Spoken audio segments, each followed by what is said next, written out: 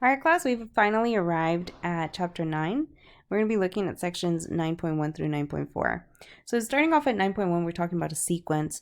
So a blank is a function whose domain is a set of positive integers. This is going to be a sequence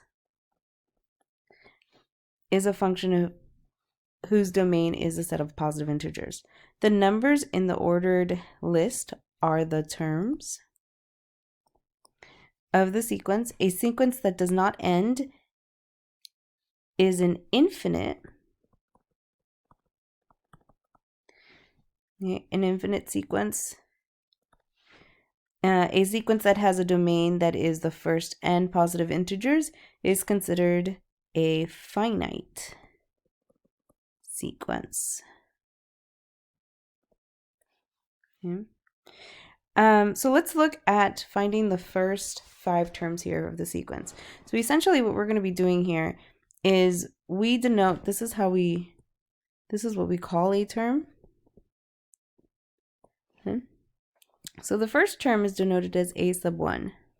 And so what we're going to do is we're going to plug in 1 for all of these values. So in this case, I would get 1 over 1 plus 1, which is equal to 1/2.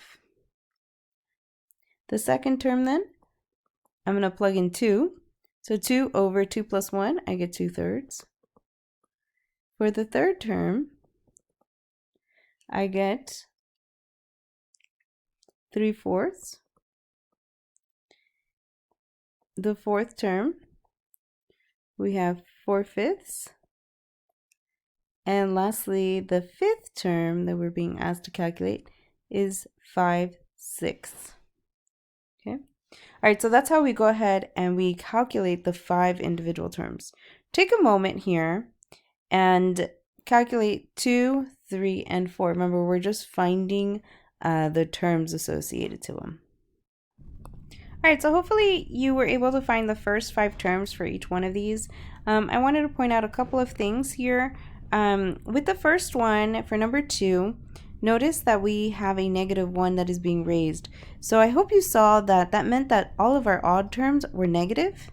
All the even terms became positive, right? And so this is what we call an oscillating value, right? Because we go negative, positive, negative, positive, negative, positive.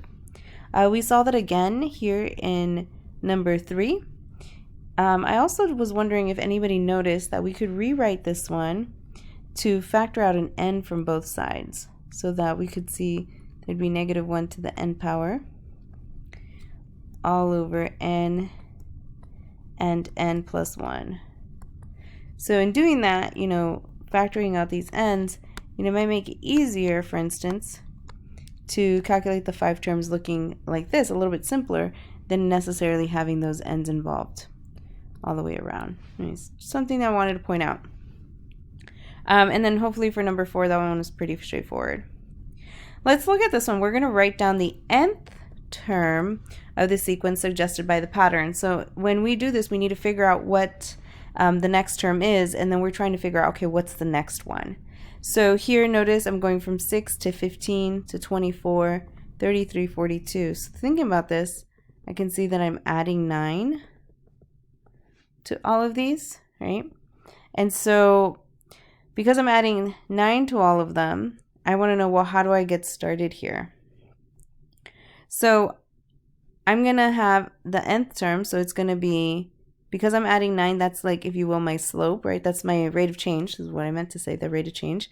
So I'm going to have 9 times n, and then it's going to be plus something. I don't know what that something is, but then that's going to equal 6, because we want this term here to tell us where to start. So in doing that, right, if I take, for instance, the first one, my n is 1, so I'm just going to have 9 times 1 plus something gives me 6. Well, that something has to be -5. Sorry, -3. Okay. And so now let's try that out. So that means that I'm going to start off with -3. And then can I add the plus 9n? Well, let's take a look. So if I look at 15, so if I start with -3 plus 9 times 2, the question is, does that equal 15? Well, here we get 9 times 2 is 18. And 18 minus 3 does in fact give us 15, which was that next term. Okay. So that tells me that this is going to be the nth term. We can try another one. Let's look at 42. So 1, 2, 3, 4, 5. That's the fifth term. So minus 3 plus 9 times 5. What does that equal? Well, 9 times 5, that's 45. Minus 3, that does in fact give me 42. Okay. So that tells me that that equation for my nth term is definitely going to be the one that I need. Let's look at this next one. So if I start here, notice I'm going to go -1. How do I go from -1 to 1? I'm going to add 2. From 1 to 3, I'm going to add 2. So I can see that I'm changing by 2 here. Okay. So likewise, let's go ahead and get started. So I'm going to have 2, because that's my rate of change, times n, plus something, don't know what that is, it's going to equal -1. So how do I get this to equal -1? Okay. Well, notice that what's missing here, right, if I plug this in, it's going to be 2 times 1 for that first term, equals -1. Well, this is telling me in order for me to get -1, I need to start off with a -3. So it's going to be -3 again, plus 2 times n. We're going to find an easier way to formulate this in a little bit with an equation. But for now, just I want you to kind of use some of that logic to find it out. See if you can try 3 and 4. All right, so we look at number 3. Were you able to find out that it was 4 to the nth power? This one was a little bit different than the last two because here we were summing. But in this one, we're actually multiplying. 4 times 4 gives us 16. And so I started looking at it this way. So I have 4, and then I have 4 times 4, and then I have 4 times 4 times 4, which this is just 4 to the first power, 4 to the second power, etc. So we can start to see that pattern emerging. So that tells me that the nth term is going to be 4 to the nth power. I did want to mention I did accidentally write 1 to the 9th twice here. That was a typo. So it should say 1, 1 to the 4th, 1 to the 9th, 1 to the 16th. So I hope you started seeing 1 over 1, maybe 1 over 1 squared, 1 over 2 squared, 1 over 3 squared, 1 over 4 squared, till we got to 1 over n squared, which is going to be our nth term. Okay. All right, let's take a look at the next one, finding the indicated term for the sequence. So here we're trying to find, okay, what is the 7th term? So here we already have the sequence formula given it to us. So we're just going to go ahead and plug it in. 2 times, and so now we're going to do 7 minus 1. So here we have 2 times, and then we're going to get 14 minus 1. So we have 2 times 13, and this gives us 26. So a to the 7th will be 26. Take a moment and try 2 and 3. All right, so hopefully that wasn't too difficult. So for number 2, we got a to the 10. So we're just plugging in 10. We get 100 minus 10. We get a to the a of 10 is going to be 90. For 3, we're looking for the 7th term. So again, we're going to plug that in. We just get 1 over 7 squared. So we get 1 over 49 as that 7th term. All right, hopefully this is all kind of coming together here. Let's look at the next section, writing out the sum and determine its value. So here we have what we call sum notation. And so I think this looks scarier than what it really is. This is just us summing up everything that's given here. So we're going to start, this is our starting value. This is where we start. This is where we end. So we're going to start with k equals 1. So we're going to plug it in. So k equals 1 is going to be 5 times 1 minus 3. And then this big funny looking e is going to tell us to sum it up. And that's why we're looking at the sum. So 5 times 1 minus 3, this is going to give us 2. That's our first term. And then we're going to add it to our second term all the way till we get to the 6th term. Our second term is going to be 5 times 2, which is 10, minus 3. That's going to go ahead and give us 7. Plus, and then we're going to get 5 times 3, which is 15, minus 3, which gives us a 12. And then we're going to get the next term. Okay? 5 times 4, 20, minus 3, that gives us 17. 25 minus 3 gives us a 22. And then lastly, 6 times 5, which is 30, minus the 3 gives us a 27. So we have found all of the terms. Notice that this is when k equals 1. This is when k equals 6. So all we have to do now is sum them up together. We're just going to add them all up, and we should get a total of 87. Okay. All right. Looking at number 2, I think there was a typo here, but let's look at this one anyways because I thought it was interesting. So I left the typo there. So what would this equal? Well, when we're going from k equals 1 to k equals 11. When k equals 1, I get 2. When k equals 2, I get 2. Then I get 3. I still get 2. So every time I'm evaluating this, because there is no k here, I'm going to keep getting 2's. So I'm just going to keep on going all the way till I get to the 11th 2. So that means I'm summing 2 11 times, right? Which is the same thing as saying 2 times 11. So in this case, our sum is just 22. Okay. That one was a little interesting. All right, let's try 3 and 4, see if you can get it. All right, so for number 3, did you get 120? So notice here we're just raising it to the kth power. So here we have 3 to the 1 plus 3 squared plus 3 to the third, etc. And so we sum all those values up and we get 120. For number 4, do notice that we are alternating the signs. So it's going to be minus 4 plus 8 minus 12 plus 16, which gives us a positive 8 in the end.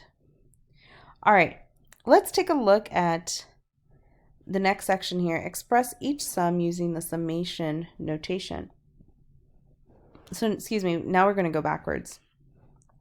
So first we have to figure out kind of what's going on here with the pattern. So notice I'm starting with 3. So my first term is 3. My second term is 6. My third term is 9. So I hope you can kind of see the pattern that's emerging here, right, where we have 3 to the k power, right? Sorry, not k power, sorry. 3 times k is what I meant to say. 3 times k here, right? So 3 times 1 gives me 3. 3 times 2 gives me 6. 3 times 3 gives me 9. So this is going to tell me I'm going to go for the summation from k equals 1. And now I need to figure out, well, when do I get 3 times something gives me 24? So, and that's my question. When is this going to equal 24? Well, based off of this, I'm really saying 3 times k equals 24. So k must equal 24 divided by 3, which is 8. So I'm really going up to the 8th value, and I'm summing up 3 times k. And that's what's happening there. Take a moment to try number 2. All right, so hopefully you got the summation starting from 1 all the way going up to the 10th power. And we're doing, sorry, not going to the 10th because we want to equal 10. And notice over here with the base, right, a to the 1 is going to be 1 plus 2, right? That's the pattern that's emerging, 2 plus 2. And so how do I get with 10? So I want the inside to be 10, so I really need that to be 8 plus 2. So this is really the 8th term, so not the 10th term. This should be the 8th term there. And then this would be that 10 to the 5th power. Okay, so hopefully you got that. For the third one here, this one I actually thought was a little tricky to kind of see. And the reason why it's tricky to see is that, you know, this one seems kind of a little out there. It seems like it doesn't belong. Also, I realized that there is a typo here. This should be an 8. And so if we take this one and we rewrite it as 2 over 4, I think we can kind of see the pattern better. So we would see 1 over 3, 2 over 4, 3 over 5, dot, dot, dot, and then we have 6 over 8. So I hope you can kind of see that this turns into k over k plus 2. Okay. So here's our first term, and then we add 2 and we get that denominator. Here's our term, we add, we get that denominator. And then 2 over 4 actually reduces down to 1/2. So therefore our summation here would be the sum. We're going to start when k equals 1, and we're going to go all the way to the 6th term, And we're going to go from k to k plus 2, all over k plus 2. Okay. All right, let's take a look at the secondary way, which is looking at recursive formulas. So a secondary way of defining sequences is to assign a value to the first or first few terms and specify the nth term by a formula of equation that involves one or more of the terms preceding it. Sequences defined this way are said to be defined recursively, and that the rule of the formula is called a recursive formula. So what does that mean? So it means that, notice here, we know what a of 1 is, and then we are given a formula that requires us to know the previous term. So notice that we're specifically saying n is greater than or equal to 2. So let's look at the second term. So we have a of 2 would equal 2 times, and I would plug in 2, so it would have a of 2 minus 1 plus 1. Well, a of 2 minus 1 is just saying, well, that's the same thing as saying 1. So this really becomes a of 2 equals 2 times, and now I plug in what I already have, 2 plus 1. So we end up with 2 times 3, and so our first value is 6. Okay. All right, let's look at the next one. So we're going to look at a of 3 now. So a of 3 is going to be 2 times. Oh, you know what? Sorry, hold on. I added a parenthesis where it didn't belong. So I multiplied wrong. It should be like this. So that should be 2 times 2, which is 4, plus 1, which gives us a 5. So here we have 2 times, and we're going to take the previous term. So this is going to be a, and then we're going to do 3 minus 1 plus 1.